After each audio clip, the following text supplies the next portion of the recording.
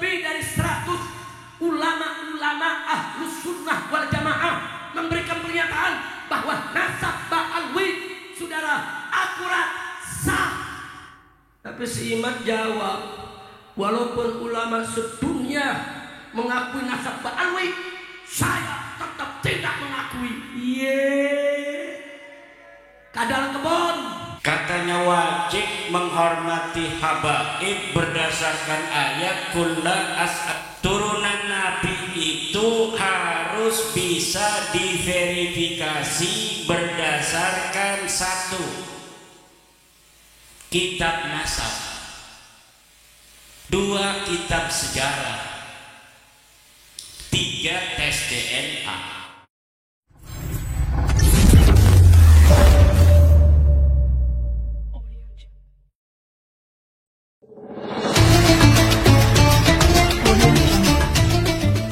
Assalamualaikum warahmatullahi wabarakatuh.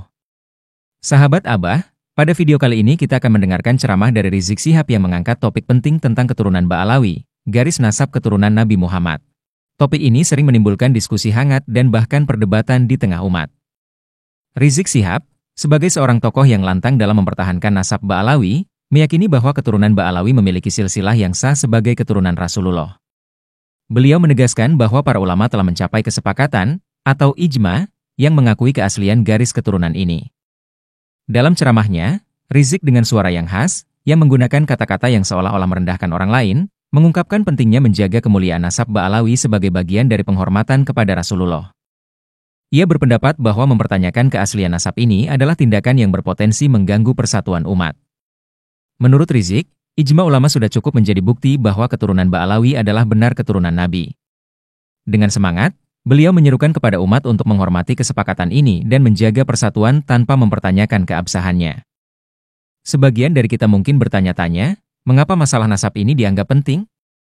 Bagi sebagian umat, menjaga nasab keturunan Nabi dianggap sebagai bentuk penghormatan yang tinggi. Di tengah kemuliaan ini, ada juga beberapa pihak yang meragukan keaslian nasab tersebut, yang memicu perdebatan dan diskusi panjang. Nah, di sini kita akan mendengar ceramah dari Habib Rizik yang membela nasab Ba'alawi, serta tanggapan dari Kiai Imaduddin Al-Bantani yang memberikan pandangan berbeda.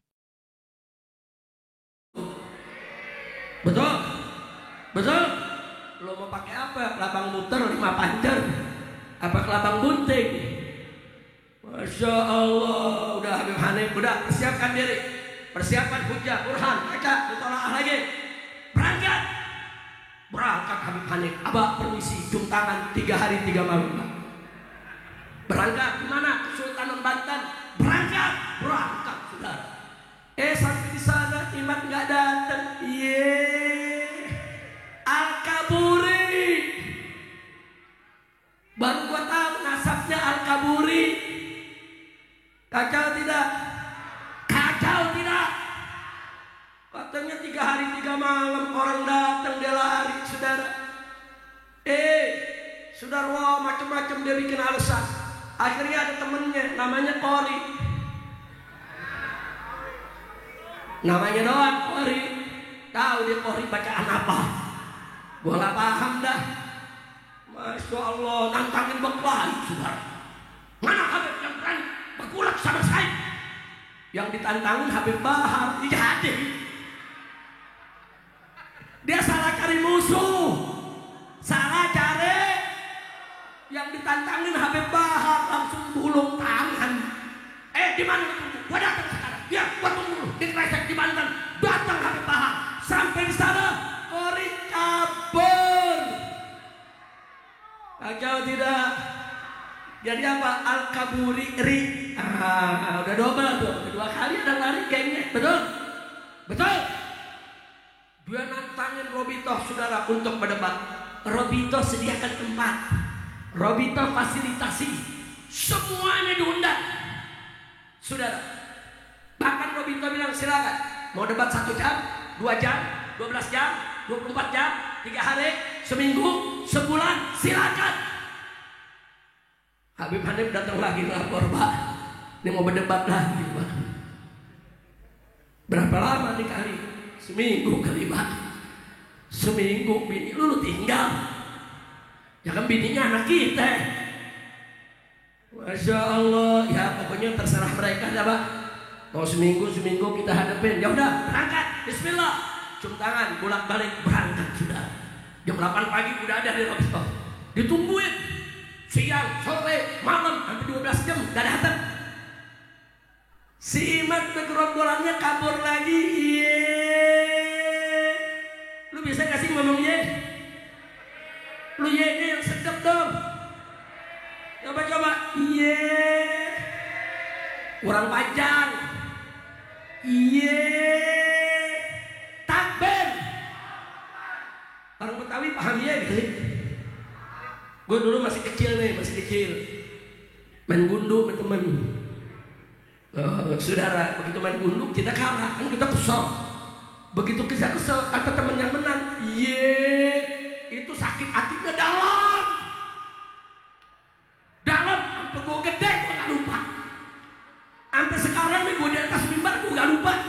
Ambil tuh temen saudara. Udah kita kalah main gundu pakai di Makanya orang Betawi kalau bilang tuh dalam banget tuh. Sakit hatinya, betul. Makanya lo latihan ngomongnya. Ayo rame-rame. 1, 2, 3. Kurang panjang. Kurang kencang. Yang dikubur bingung tuh orang pakai bahasa apa? Kita nggak kalah sama Mama Gufron. Dia bahasa semut, kita bahasa kacau dan kacau. Kacau. Hatiku risau karena urusan kacau balau, sehingga aku menjadi galau. Aduh, kacau tidak? Dia nantang debat, saudara, didatengin dia kabur. Disediain tempat dia kabur. Nantang berkelahi juga dia kabur. Tapi ini gerombolan kurang ajar, ngancem lu. Habib Rizik akan kita hadap. Seluruh laskar Nusantara harap siapkan diri. Usir semua habaib, usir semua orang Yaman, usir semua Ba'alwi, sweeping mereka.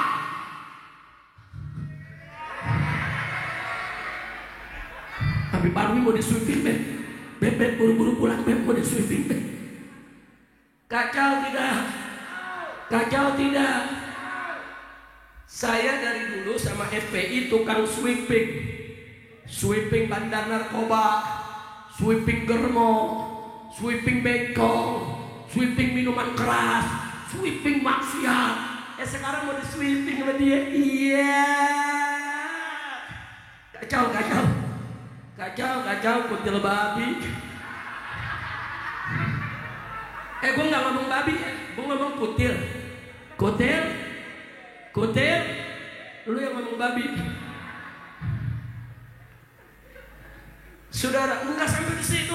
Kami sudah siapkan pasukan berani mati untuk menghadang Habib Rizik di mana saja.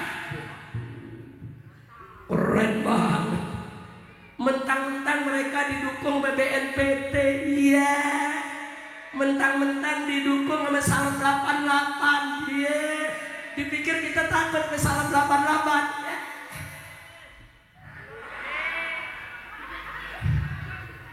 Baginya tadi ditanya dengan Habib Hanan, yang begini diamin ada lawan. Nama saya datang, Habib ini bagaimana, Habib? Ini udah kelewatan. Dia mau sweeping Habib, dia udah bikin pasukan berani mati. Tenang. Jangan khawatir, jangan panik. Saya mau tanya di sini. Kalau ada pasukan berani mati, nggak ada yang matiin, kesian nggak? Ayo jawab, kesian nggak? Nah supaya nggak kesian diapain? Matiin. Makanya saya bikin pasukan berani matiin. Setelah mendengar penjelasan dari Rizik, bagaimana pandangan kalian? Coba tulis di kolom komentar. Sekarang mari kita simak tanggapan dari Kiai Imaduddin Al-Bantani, yang memiliki pandangan berbeda mengenai cara memverifikasi nasab ini. Ada orang-orang yang mengambil kurba, merampok makna kurba untuk diri mereka yang ada sekarang. Katanya wajib menghormati habaib berdasarkan berdasarkan ayat qul la as'alukum alaihi ajra illal mawaddata fil qurba. Di mana istidlalna eta jelema? Dari mana orang yang beristidlal dengan ayat qul la as'alukum alaihi ajra illal mawaddata fil qurba, kemudian al-qurbanya dibelokkan kepada habaib. Emang habaibnya siapa? Turunan Nabi katanya. Kata siapa? Turunan Nabi itu harus bisa diverifikasi berdasarkan satu,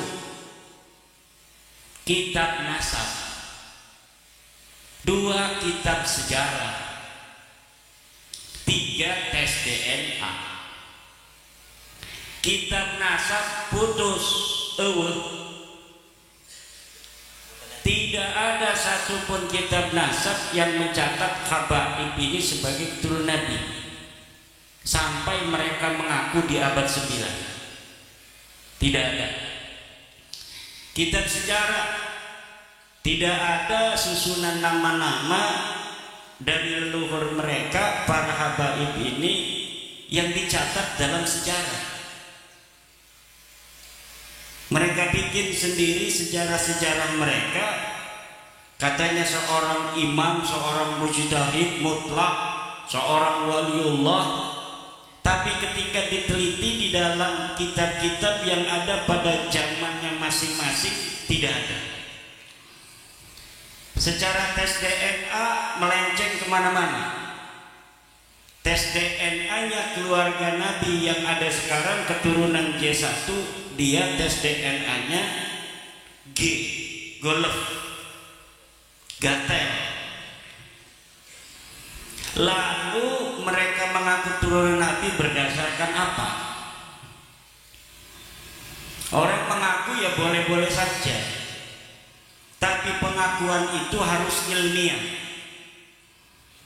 Ilmiah dalam filsafat itu mempunyai syarat. Pertama, dia harus logis, verifikatif, pragmatif. Ini nasabnya para habaib tidak logis. Kenapa tidak logis? Karena dia mengaku di abad ke-9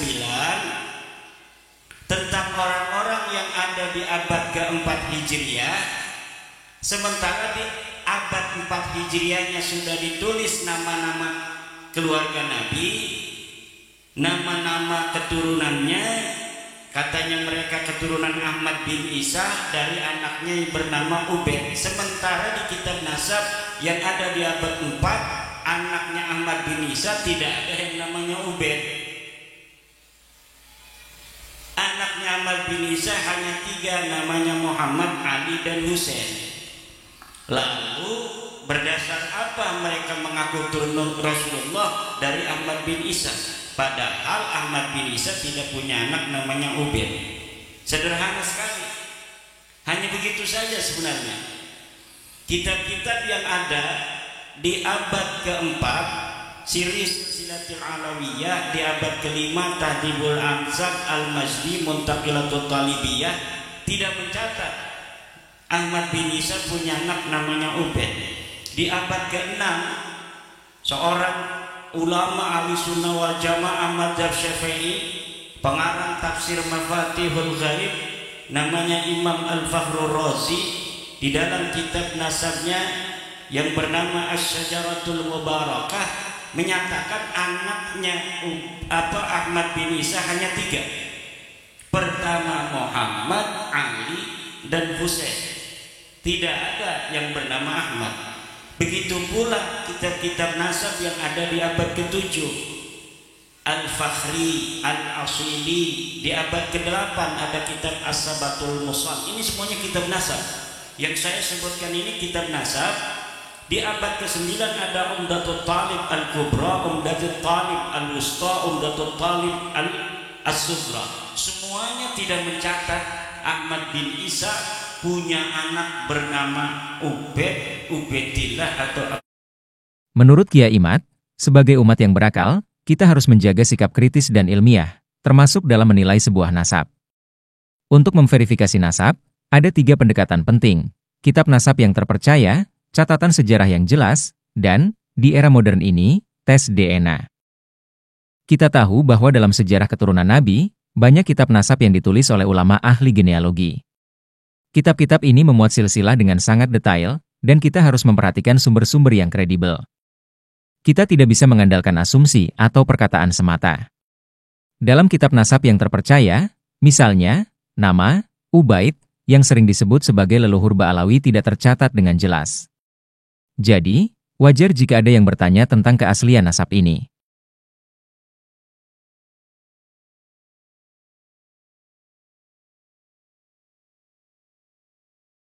Dari pembahasan ini, kita bisa melihat adanya perbedaan pandangan antara Habib Rizik dan Kiai Imaduddin Al-Bantani.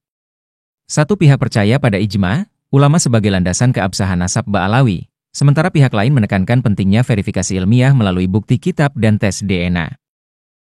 Dalam menyikapi hal ini, mari kita gunakan akal sehat dan menjaga persaudaraan, tanpa mencela satu sama lain.